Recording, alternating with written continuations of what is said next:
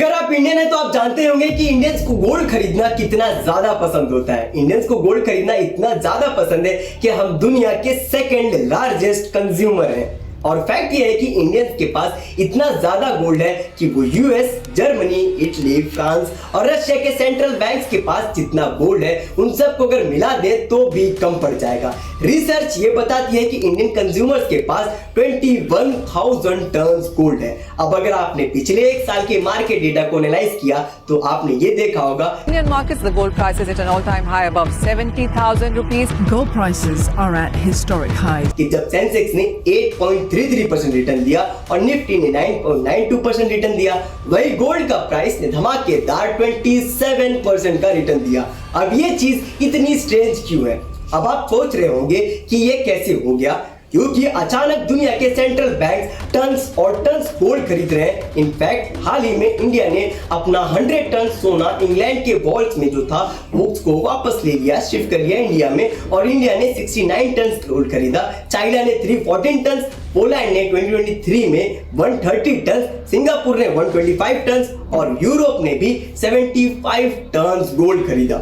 Clearly एक global trend उभर कर आ रहा है गोल्ड स्टैकिंग का, और गोल्ड के दाम तो अनबिलीवेबल हाई को टच कर रहे हैं। अब सवाल ये उठता है कि सेंट्रल बैंक्स आखिर इतना ज्यादा अग्रेसिवली क्यों गोल्ड को खरीद रहा है?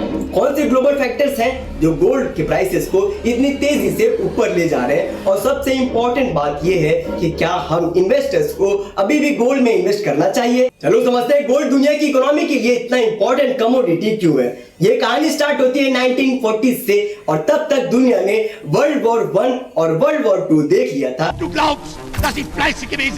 World's most hated treaty, the Treaty of Versailles, thus starting World War II in 1939. The whole world is against Hitler and Hitlerism. The worst war in human history. World war 2 अपने peak पर था।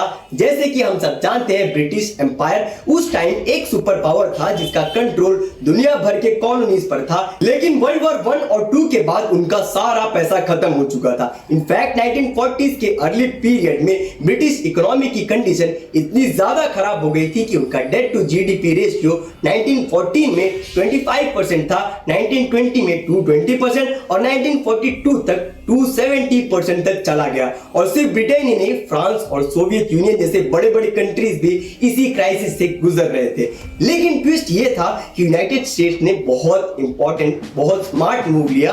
वो पहले war merchant बन गया और बाद में वॉर का पार्टिसिपेंट। जब बाकी सब देश अपना मैन पावर और रिसोर्सेज को वर्ल्ड वॉर में डाल रहे थे, यूएस ने अपना कैपिटल और मैन पावर यूज किया दुनिया के रिचेस्ट देशों को cotton, wheat, brass, rubber, automobiles, machinery और हजारों चीजें सप्लाई करने के लिए। इसी स्ट्रेटेजी के चलते यूएस ने अपने वक्त का और शायद दुनिया का सबसे बड़ा इकोनॉमिक बूम देखा। 1913 में यूएस एक्सपोर्ट्स का वैल्यू $2.4 बिलियन था, जो कि 1917 तक बढ़कर $6.2 बिलियन का हो गया। और यही चीज वर्ल्ड वॉर 2 में भी हुई। यूएस वॉर मर्चेंट बना और वॉर में तब घुसा जब पर्ल हार्बर पर अटैक हुआ। दोनों वर्ल्ड वॉर्स का बिजनेस करके यूएस ने इतना पैसा कमा लिया कि जब बाकी सब कंट्रीज इकोनॉमिकली डिवास्टेटेड थी, यूएस के पास दुनिया का 75% गोल्ड था। और अगर आप ये ग्राफ देखें तो आपको दिखेगा कि उनका गोल्ड रिजर्व 1910 में 2000 टन था, जो कि 1940 तक 20,000 टन तक पहुंच गया।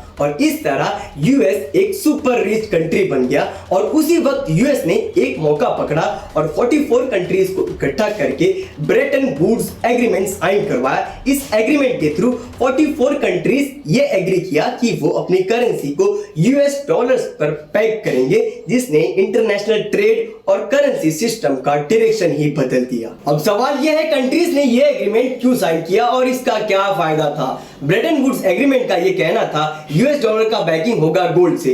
1 आउंस गोल्ड की वैल्यू फिक्स की गई $35। 28.35 grams of gold equals to $35। और यूएस ने क्लियरली बोला अगर आपके पास यूएस डॉलर्स हैं और आप हमारे पास आते हो तो हम आपको उसके बदले इक्विवेलेंट गोल्ड देंगे, यानी कि US US dollar equals to gold redemption gap बचता। इसीलिए यूएस डॉलर बना ट्रस्ट का सिंबल और इंटरनेशनल ट्रेड का कॉमन मीडियम।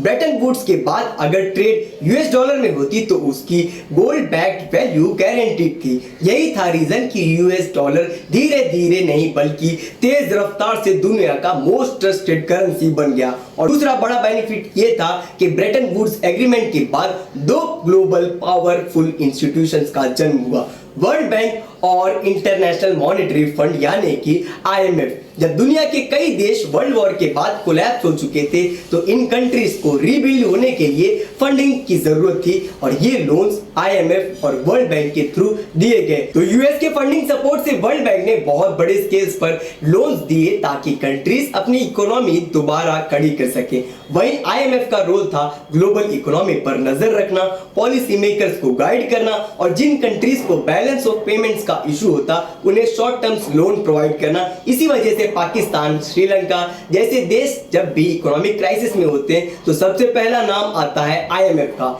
यह था ब्रेटन वुड्स एग्रीमेंट का इंपैक्ट जिसने यूएस डॉलर को ग्लोबल डोमिनेंस दी और यूएस को दुनिया के कई देशों पर मैसिव इकोनॉमिक लेवरेज। ये था phase 1 of dollar dominance. Game just got started. अगर अब तक सब कुछ आपको क्लियरली समझ आ गया हो तो चलते हैं फेज 2 की तरफ और वो है यूएस डॉलर का legendary love affair with oil. ये कहानी भी वर्ल्ड वॉर 2 के दौरान शुरू हुई थी जब रशिया, ब्रिटेन और यूएस, जर्मनी, इटली और जापान से लड़ रहे थे। सऊदी अरेबिया और बाकी अरब नेशंस भी अपने डेजर्ट्स में चिल कर रहे थे। उनका इस वॉर में कोई डायरेक्ट लेना देना नहीं था। असल में उस वक्त सऊदी अरेबिया को यह भी नहीं पता था कि वो दुनिया का सबसे बड़े ब्लैक गोल्ड माइन यानी कि ऑयल रिजर्व्स के ऊपर बैठा हुआ है। 1930s और 40s के दौरान यूएस और ब्रिटिश कंपनीज दुनिया भर में ऑयल के लिए एक्सप्लोरेशन कर रहे थे और उनके पास था टेक्नोलॉजी ऑयल निकालने के लिए और विजन उसे ग्लोबल पावर में कन्वर्ट करने का। फिर 1938 में सब कुछ बदल गया। सऊदी अरेबिया को एक रिमोट डेजर्ट में एक अमेरिकन ओन्ड ऑयल वेल ने एक मैसिव ऑयल रिजर्व को हिट किया। लेकिन उस वक्त सऊदी अरेबिया अभी तक रिच नहीं बना था क्योंकि ऑयल प्रोडक्शन बस शुरू ही हुआ था। वर्ल्ड वॉर के दौरान इटली ने सऊदी अरेबिया पर कई बार बॉम्ब्स अटैक किए, specifically to target American oil facilities. इसी वजह से सऊदी अरेबिया फुल कैपेसिटी पे ऑयल प्रोड्यूस नहीं कर पा रहा था और इस मुश्किल वक्त में सऊदी अरेबिया को डेस्परेटली प्रोटेक्शन की जरूरत थी, एक ऐसे पार्टनर की जो उसके ऑयल को भी सेफगार्ड कर सके और उसके राज को भी। तभी फ्रैंकलिन डी रूजवेल्ट जो उस वक्त यूएस के प्रेसिडेंट थे, उन्होंने वर्ल्ड वॉर के दौरान दुनिया भर में हो रहा मैसिव इंडस्ट्रियल डेवलपमेंट को देखा और यही उन्हें एक चीज समझ आ गई, अगले 50 सालों का ग्लोबल ग्रोथ सिर्फ एक कमोडिटी के आसपास घूमेगा, ऑयल। जिसके पास ऑयल होगा उसके पास पावर होगा। 1945 में उन्होंने एक ऐसी हिस्टोरिक मीटिंग की जो आज तक दुनिया की मोस्ट इंपॉर्टेंट सीक्रेट डील्स में गिनी जाती है। डील्स में ये था कि यूएस प्रेसिडेंट रूजवेल्ट ने सऊदी अरेबिया के किंग अब्दुल अजीज के साथ एक स्ट्रैटेजिक डील साइन की जो उस वक्त डॉलर की तकदीर ही बदल देगी।